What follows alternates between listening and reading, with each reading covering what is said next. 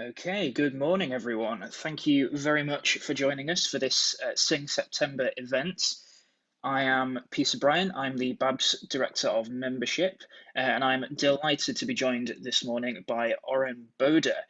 Oren is an award-winning vocal coach and the inventor of the SOVT straw. And Oren is going to be giving a talk on using SOVT singing straws to improve pitch, range, and targeting notes, which I'm really looking forward to. He will then be answering any questions from you guys. So if you want to ask a question, then please just post it in the comments on the YouTube stream, and we will try and get them all answered. So thank you so much, Oren, for joining us. It's great to see you. And I will hand over to you. Thanks. Thank you so much. Good morning, everyone. It's a new experience delivering something and not having any kind of interaction until the end. So I thought I'm going to ditch the slides today and we're going to just work on some practical exercises and then have a really good conversation at the end about what's going on and sort of answer any questions you have. Before we get started with exercising, I'm making the broad assumption that everybody has arrived today with some kind of straw, no matter what kind of straw it is. At least you've kind of got one, and preferably some kind of water vessel, optional. But I'm going to just talk very quickly about why it's good to use water and the benefits within that as well. So we're going to assume that everybody here knows a little bit about SOVT, straw phonation. I've delivered a lecture before that has kind of explored it in a bit more detail, which I also believe is up on this YouTube channel, so check it out. But just sort of to run down very quickly, using a straw is going to restrict the amount of space air can come out of when we are exhaling, and in doing so you are generating what we call a back pressure of air and acoustic energy, which travels backwards down the vocal tract and then re-interacts with the vocal folds from the top. So you've obviously got air coming from the lungs moving outward of the body. That air hits kind of a flow restrictor, which is your straw, and depending on the size of your straw will depend on the size of that flow restrictor. Some of the air passes through the straw, some of the air gets reflected back. This is a really good way to train the voice with resistance. So we kind of interchange back pressure and resistance when we're talking about this. They are a little bit different, but for the sake of things, they're the same. And so it's the easiest way for me to explain it is it's akin to going to the gym, working out any other muscle you might have with resistance. So, using weights or something. So this is essentially weight training, but for the intricate muscles of the voice. There are a couple of different ways you can do this. The first is obviously you put the straw in place and you leave one end out open to the air. And by leaving one end out open to the air, you're not sort of generating any kind of fancy back pressure effect. You are just generating a nice, steady, consistent stream of back pressure. The other way you can do it is by submerging your straw into water, and depending on the depth of the water will then depend on the resistance that you get. But the water itself has an addition to its effect in that as you're blowing bubbles, you can see that the air can't escape all at the same time. So when we're blowing out to the atmosphere, when we're blowing out to the air is constantly escaping. There's nothing interacting with it along its journey. Whereas with water, you've got the water interacting with the air, generating the bubbles. This, in essence, generates like this pressure wave that gets kind of pushed and pulled down the vocal tract. And that massages the inner tissues along its path down to the vocal folds. So using with water generates a more sort of therapeutic type effect, and using without water generates a more athletic type effect. So it's kind of up to you what you want to play about with initially. These exercises, the exercises that we're going to run through are what I think are sort of a really good broad range collection of exercises that's going to help increase range and get the specific pitches that you're targeting. But it's you know, working one-to-one is the best option for this. So these are quite broad exercises.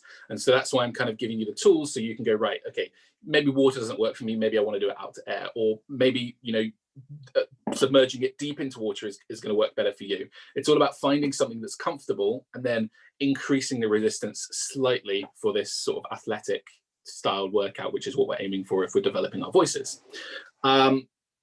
Just a quick note as well, straw length makes a difference and aperture makes a difference. So the longer the straw, the more resistance you will have, the more back pressure effect you will have. And the narrower the diameter of the straw, the greater the back pressure as well. That is because you reduce the diameter and you reduce the amount of space that air can escape from, and so more of that gets caught up in the cheeks and the lips and gets reflected backwards. There's a lot of amazing physics involved that I'm currently actively researching. So maybe we'll have a chat at the end if you have any specific questions. But for now, grab something that's comfortable, whether it's within water, without water, and grab a straw that's comfortable. For the sake of this, so I don't get all of this kit wet, I'm going to take it out of the water. We might bring it back in a bit. But just for now, we're going to start with a very nice and simple exercise that actually doesn't require any piano. You can do this quite literally wherever you are, and all you need is a straw with the added option of water. These are, we're going to start with slides, so pitch glides. And so we're going to move from a pitch to a higher or lower pitch with a nice, smooth kind of legato transition. And then we're going to move to looking at what we call revving the engine, which takes smaller collections of notes and we ride them up and we bounce across them. And so they're really good at finding range and finding and targeting particular collections of notes. So very simple to begin with. Put a straw in place and just glide up and down a bit.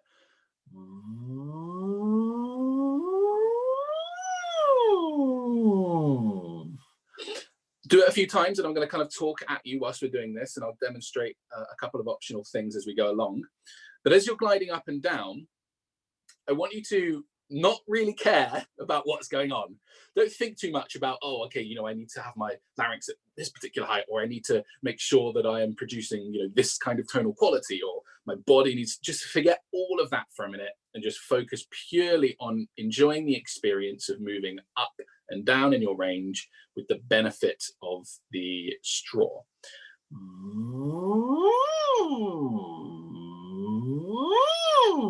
You can go high, you can go low, you can go fast, you can go slow, you can go, you can take it even slower if you want, and really get targeting of each individual note and really stretch those notes out.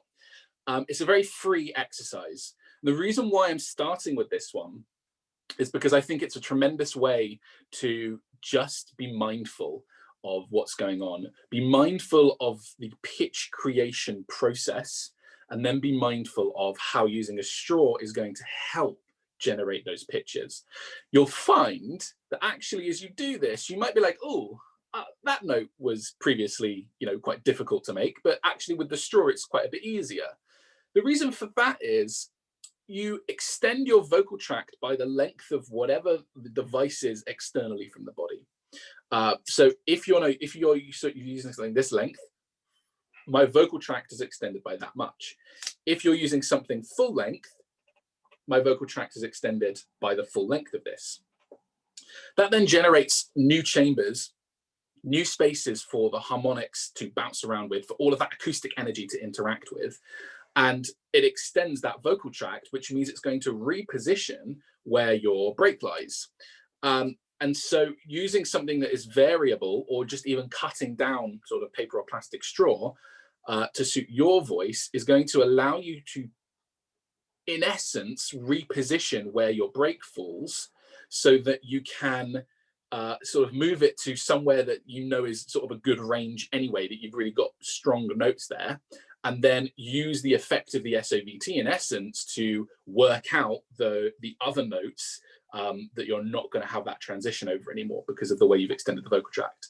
I hope that makes sense, but we'll talk about this a bit later. But the idea is play about with length, just to make sure that you're putting the hardest notes in the easiest placement possible, whether that is before or after your break. It's entirely up to you, but find the best placements for those notes. And yeah, it's just a matter of gliding up and down.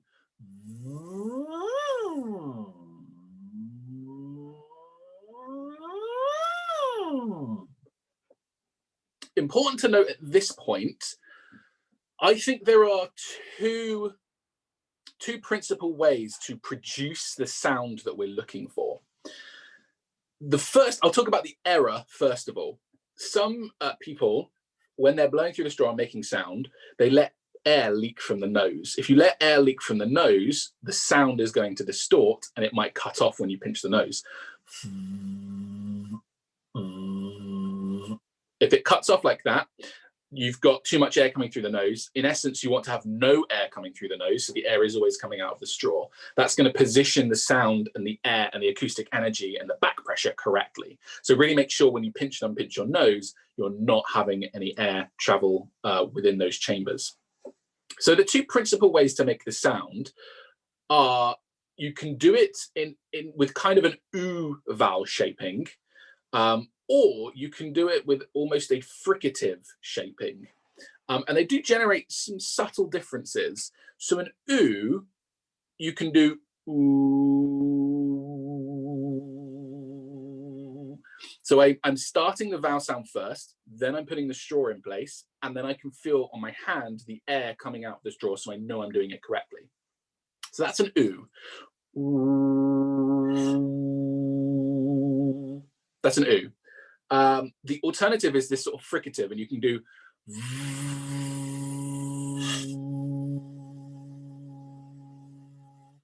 So with the fricative, you can notice there's a greater sense of buzz, that the flow rate is a little bit greater than the oo, and it just positions the internals of the mouth differently. They're both very valid techniques. I actually use them for slightly different things, but relatively, we're going to assume if you can do one of the two for the moment, you're golden. So we've got glides. You can glide up on the sort of buzzier sound or the oo sound. But now I want to explore revving the engine, or hills and accents. And so realistically, all this is we just take smaller collections of notes, bounce across them a little bit more and stretch those out and kind of repeat those. So then this becomes more like, going to the gym. You don't just lift like one weight and then that's it, I'm done.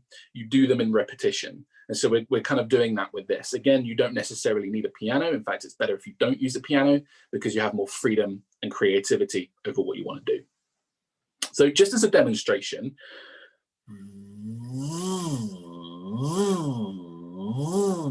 so this is me gliding up a little bit, bringing it back down, gliding up a little bit, bringing it back down, and then repeating that process. And then we're going to glide up a little bit more than where we ended on that first one, but we're going to return to not as low down. It's kind of hard to explain, so I'm just going to demonstrate it and you'll see what I'm doing. So I'm going.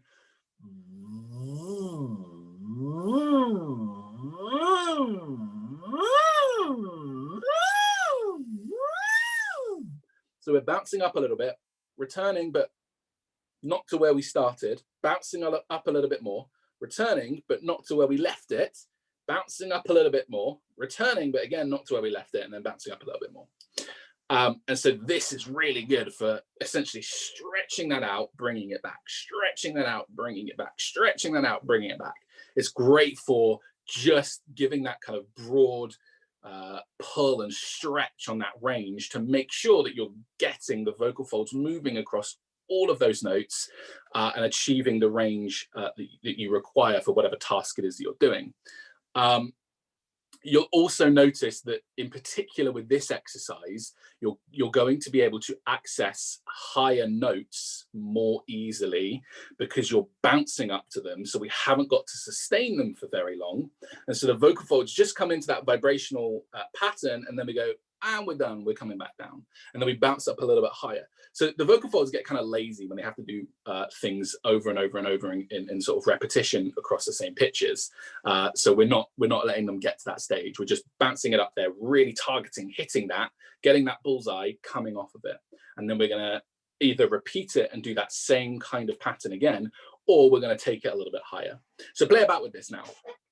Play about with, you know, fast, slow, take your time. You can do big jumps, you can do small jumps, you can do whatever you want. I'm going to sort of demonstrate a few different options. And I really, really want you to feel how this stretches the voice out and allows you to access those notes. So we can do something like this. Just to get things going.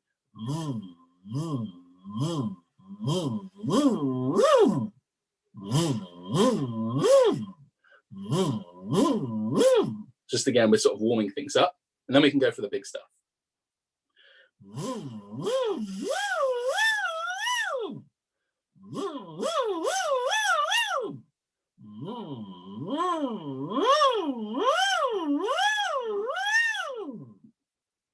Play about as much as you like. Again, you can do fast, slow, you can do bigger jumps, smaller jumps, you can take it slow, you can do really intricate movements.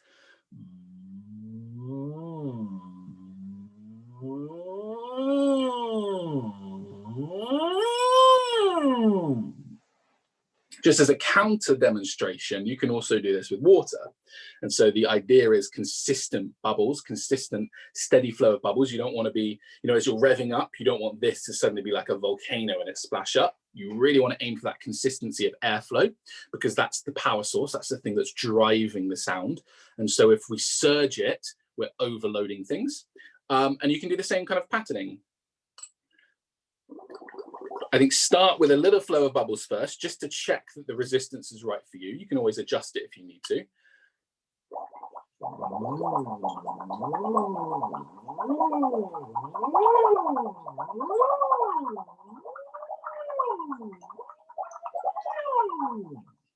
So using the water is a really great way of checking that you're not overworking the system. If you see that you're splashing yourself, if you see that the air is really just going absolutely wild, you can be like, okay, right, I need to tone it down now. I need to just pull, you know, not exert myself so much.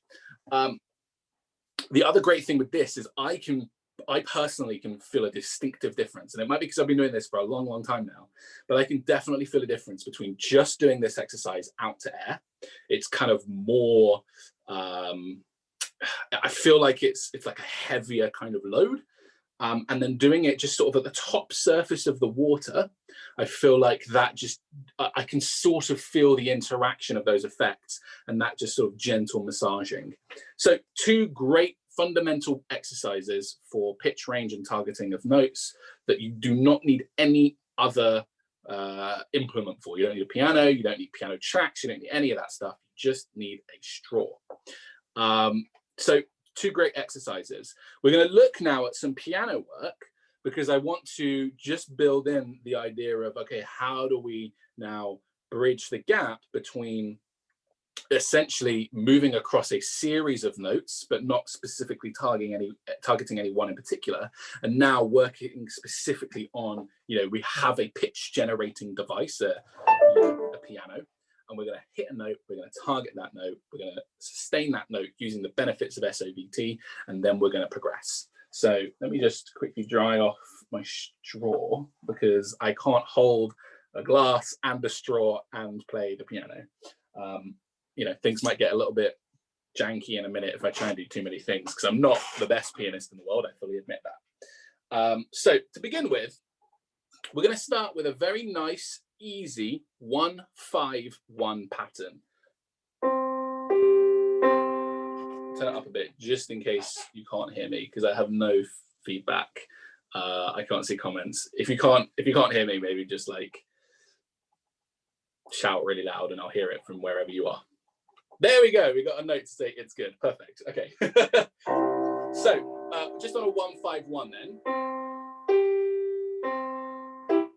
The idea here is we have principally two options. Well, we have four. Yeah, we got four options. We can do it out to air. We can do it with water. We can also do it staccato, or we can do it legato. So if we're taking it a more staccato route, it's more like revving the engine, where you're kind of going, so we're going bum, bum, bum, and we're just hitting that note, coming off of it. So we target that note, we make sure we get that pitch, and then we're straight off of it. And then we do this sort of on repetition. Or we can take a nice, smooth transitional approach.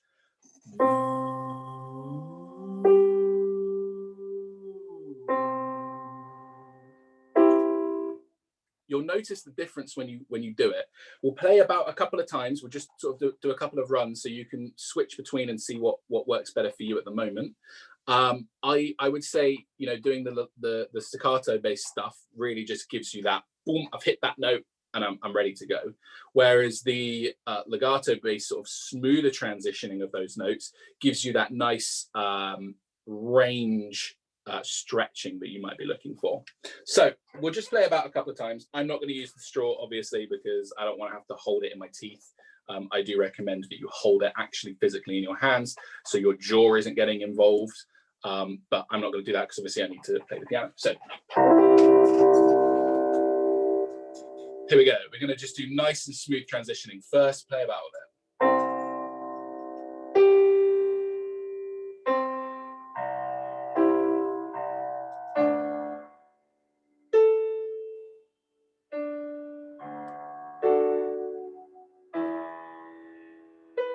If you want, dip it in and out of water and see the different effects as well.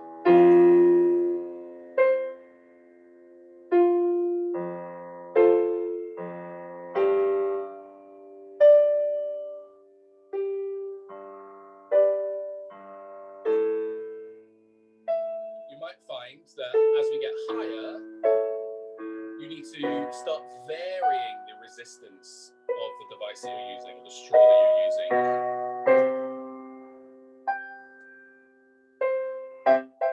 Okay, we'll just take it to there for the moment. So as you get higher, you might find that because the pressure and acoustic requirements are different as we're moving up in pitch, you might find that you need to modify the resistance of whatever you're working with. That's why this is quite good, because you can vary the length as you're getting higher, or you can just sort of cheeky switch the orientation as you're getting higher. If you're using a regular straw, maybe have a selection of straws that are of different sizes or of different lengths, and then switch those out as necessary. Now, obviously, I can't give you a very sort of prescribed regime at the moment because everybody's going to be different. Everybody's anatomically different. And so I can't say like a one size fits all, because it's not true. So it's very much you've got to play about and troubleshoot and explore yourself. And I'm, you know, if you want to like just send me a quick email after this, being like, hey, can we just have a quick session? Great. I'm happy to kind of work with everybody and just make sure that you're using these techniques in the right way. So that's sort of a nice sort of smooth approach. We'll now sort of bounce between those notes. And again, I want you to feel the difference. So we're just going to go ba, ba, ba. Obviously with the straw, I'm doing that so you can hear what pattern we're doing. So, and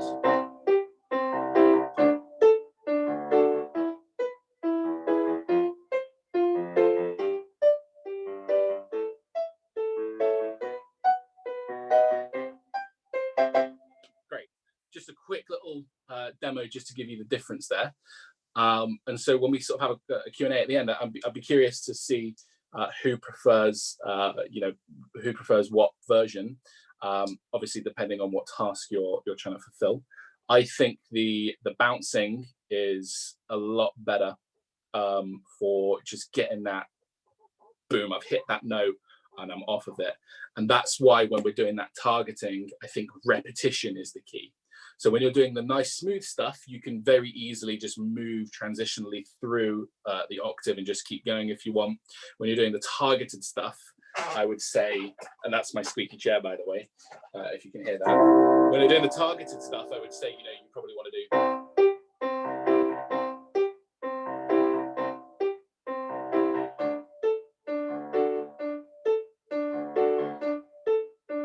Just repeat it a few times on each, just bounce across those, you know, 3 or 4 times on each, and then progress upwards, just so you get that we're building, we're weightlifting, we're repeating, and then we're moving on to a different set. And so you can just build in a similar way to how we did the sort of revving the engine, where we're kind of revving up and then we're coming back down and revving up, and we can do those same patterns. You can just repeat a few a few chord patterns, arpeggios, and you can keep doing those on repeat before you even touch the higher notes, and then you can progress up if you feel ready to. So super, super good exercise. I am going under the assumption that most everybody here has access to a piano, but if you don't, what I think I'm going to do is after this, I'm going to create piano tracks of the exercises that we've worked on today. Again, the stuff that has you bouncing across different things is a little bit more difficult to prescribe, but I'll create sort of a broader sort of piano track for this. And I'll probably get it emailed out to everybody for free, so you can have it and you can work on it. So that is sort of a 1-5-1, bouncing across notes or moving smoothly across those notes, depending if you want to target or depending if you want to really stretch out that range. I want to teach quickly just another exercise that follows a similar principle of repetition. We're going to add the third in now, so we're going to do it on a 1-3-5-3-1. But what we're going to do here is we're going to repeat it 3 times. The first time through is with the straw. The second, we're going to do a vowel sound, and then the third, we're going to put the straw back again. Now, the reason why we're doing this is because this is going to allow us to stretch things out. We're going to do this nice and smooth. We're not going to bounce, although you could if you wanted to, but we're going to really just stretch things out, get all of the notes across that range with the benefits of the straw. Then we're going to bring in the vowel sound. So we are generating a setup that's more akin to if we are singing. And then we're going to bring the straw back in just to sort of round everything off. Pick a vowel sound that works best for you. I'm not going to prescribe a vowel sound. You could even do this on all of the vowel sounds if you wanted to just go through in succession. But this is essentially what it is. So we're going to go.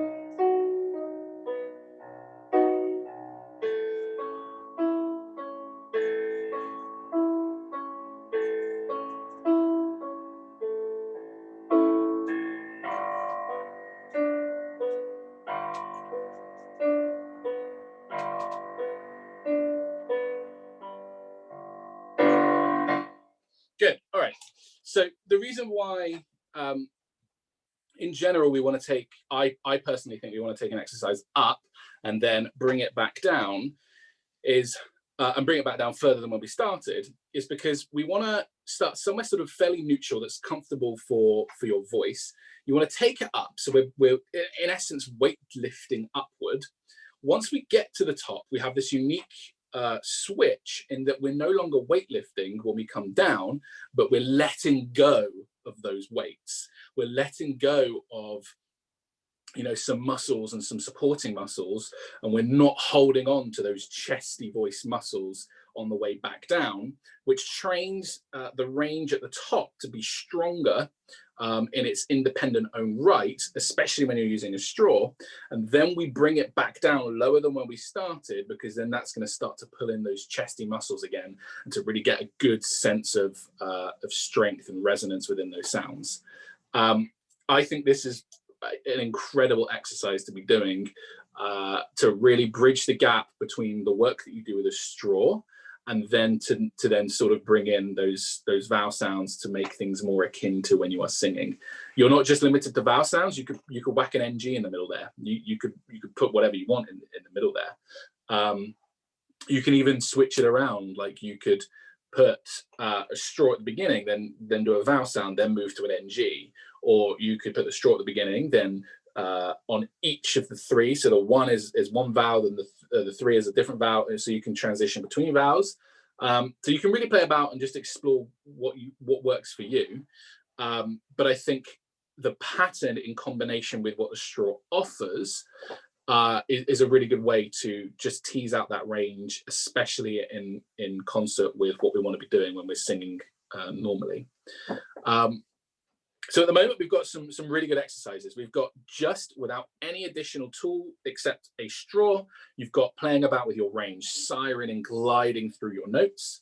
We then have a slight step up from that, which is revving the engine or hills and accents, where we are taking smaller collections of notes. We're gliding up between those, and then we're sort of building it into the higher or lower ranges.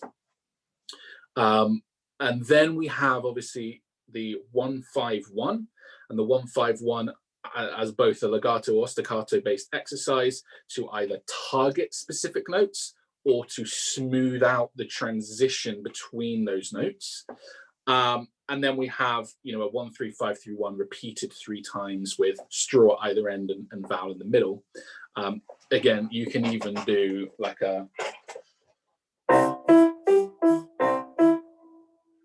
did it wrong already. We're going to go.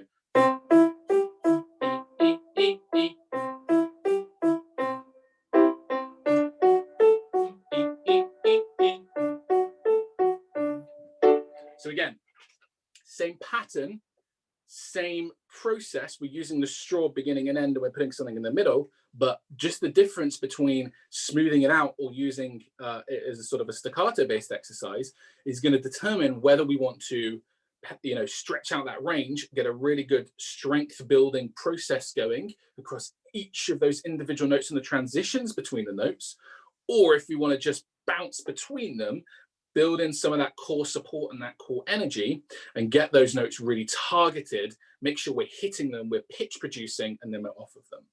Now, just as I think as a quick sort of segue into sort of more question and answer based stuff,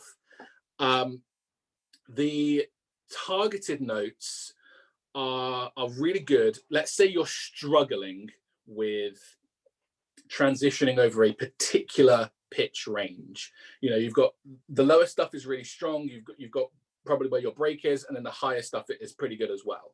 You could do legato, smoother transitions up until the point you have trouble with, then switch to bouncing across those notes, and then move to smoother transitions again, because that is going to allow you to spend less time getting the vibration and sustaining that vibration, and more time on actually just targeting, hitting the note in a really efficient environment, and then coming straight back off of it. And then you can build. So I suppose that would look something fairly like this.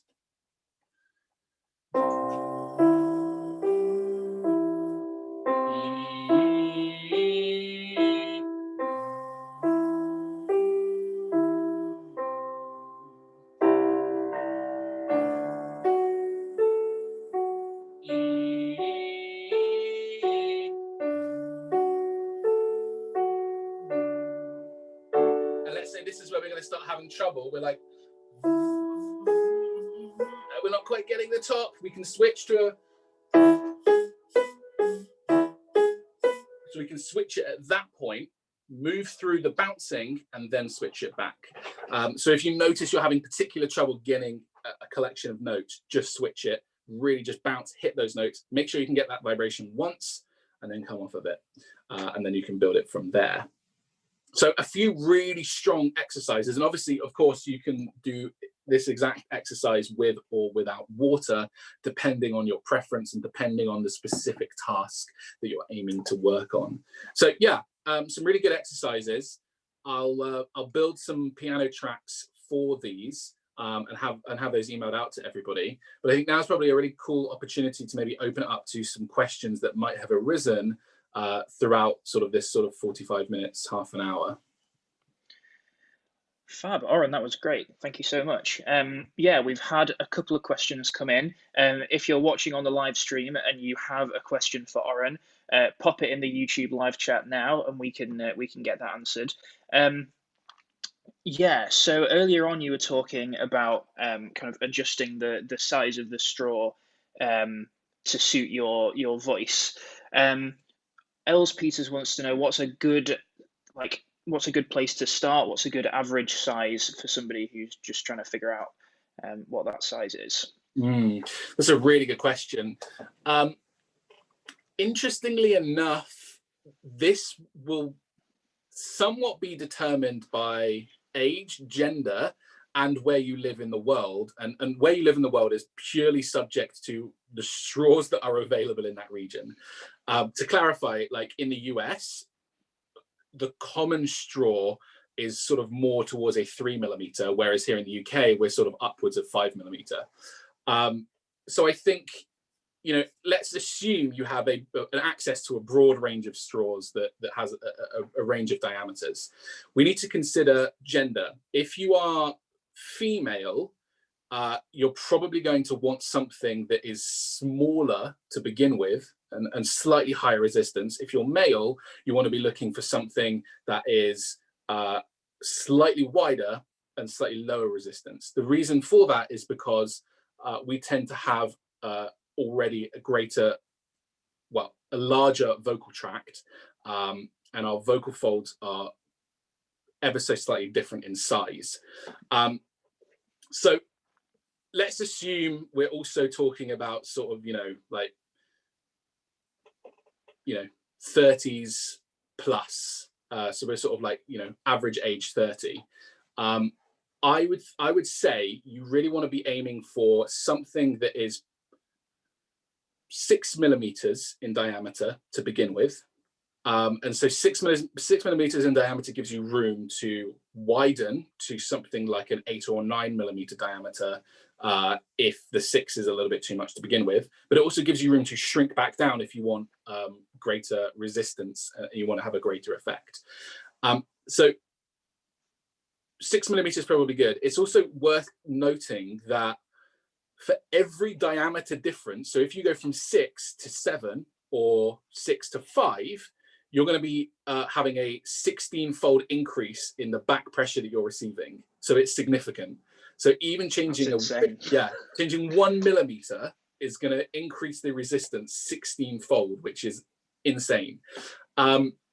So this is why it's very much, I kind of need to work with somebody and play about with things and just really see what works for you. But yeah, aim for something that's average 6mm. You probably don't want something that's too long. You probably want something that's, what is this? You probably want to aim for something that's like 12 or 13 centimeters in length, 6mm in diameter. That gives you room. If you can't change the diameter for the resistance, if you're finding it too difficult and you don't have another straw available, cut it smaller, so make it shorter, assuming it's plastic or paper. Just cut it down. So the shorter the straw, the less resistance. The longer the straw, the greater the resistance. The narrower the diameter, the greater resistance, and the wider the diameter, the lesser the resistance.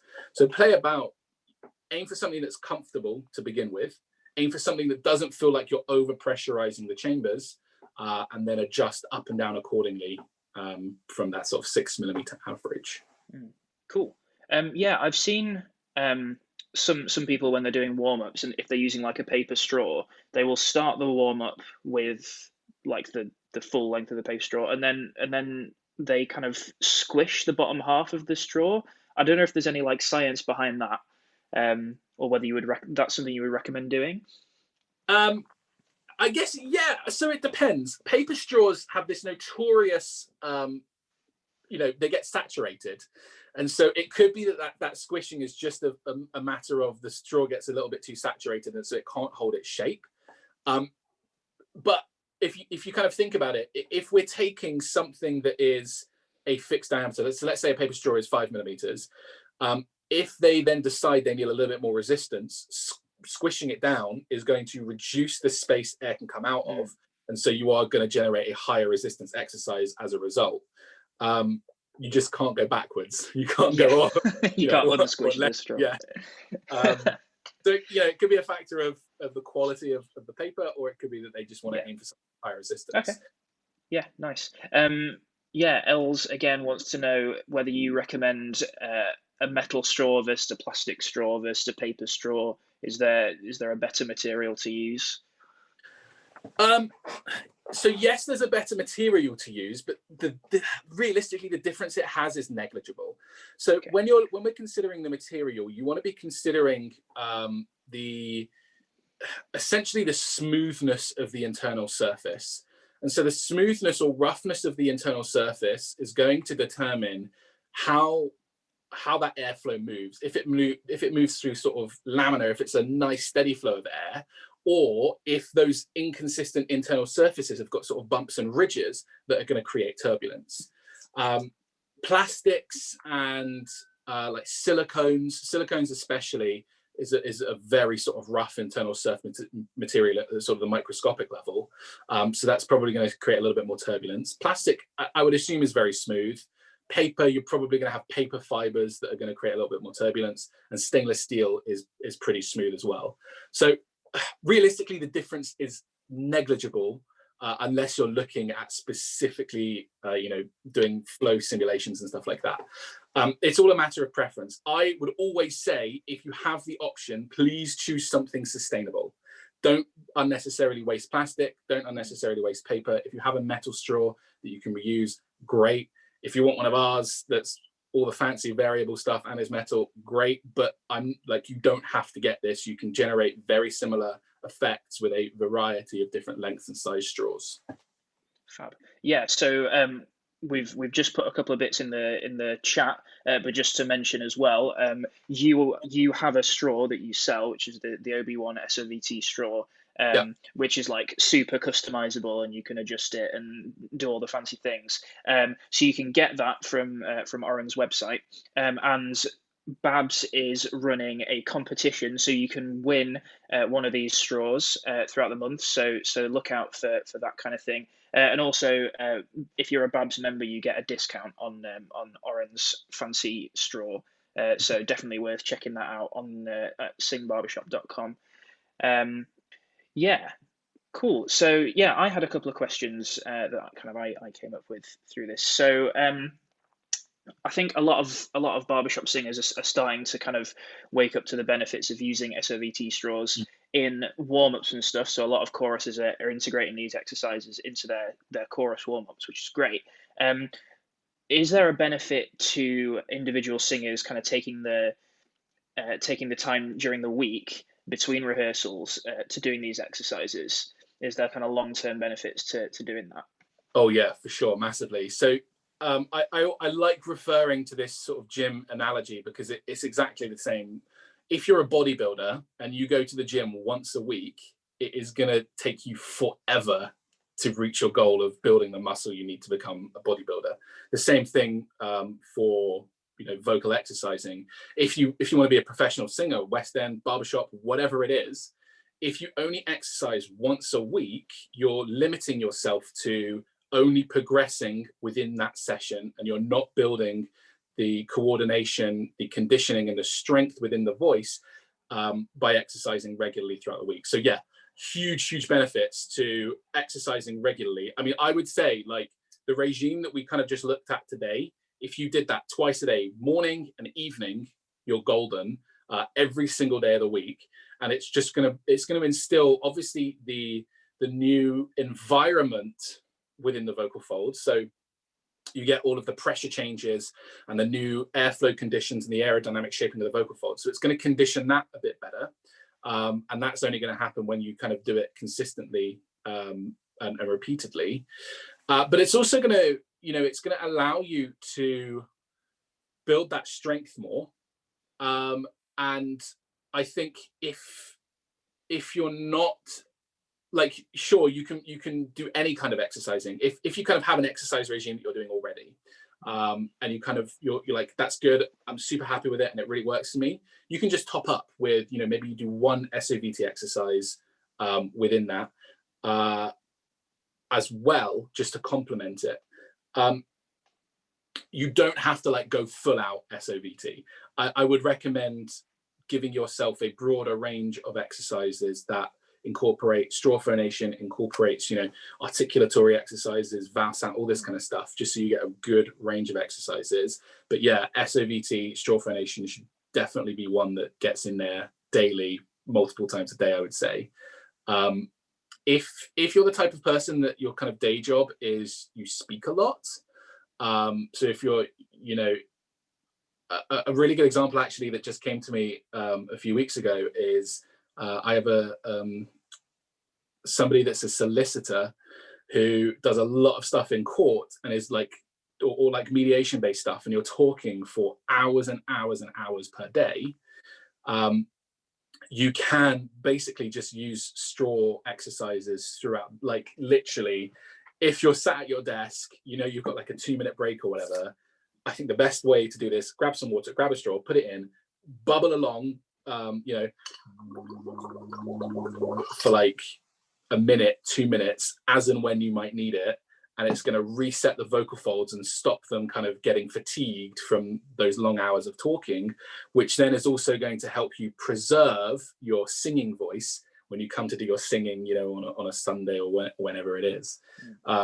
So yeah, you can basically do them anywhere, anyhow, for upwards of a minute, 2 minutes, and they're just so good. So yeah, I definitely say integrate them into your daily vocal routine if you can, but combine that with a broader range of exercises as well. Nice, that sounds great. Okay, I think we've kind of come to the end of the questions, but I'm sure like people will be thinking of questions after this. Oren, where can people reach you if they want to get in touch with more questions, or if they want to buy a straw?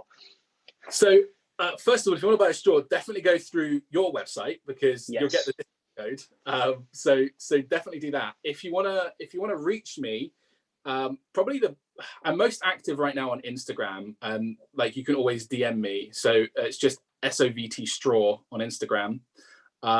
If you want, just send me a DM there. If you wanted to get in touch for just some like troubleshooting or sort of consultation based stuff, then you can check out on my website. I have a free 20-minute session that's sort of an introductory kind of let's see how we can sort of really quickly run down and help with whatever vocal issues. So if you wanted to just book in a 20-minute session, if you've got like a super burning practical question, you can do that on obi1.co.uk/vocal studio. But yes, otherwise Instagram is the place for like super immediate messaging and stuff. Perfect. Okay. Well, thank you so much. I think we'll end it there. Thank you so much for joining us if you've been watching on the live stream, and thank you again, Oren. That's been a really great session. Yeah, amazing. Thank you for having me. It's been fun. Cool. Okay. See you later, everyone.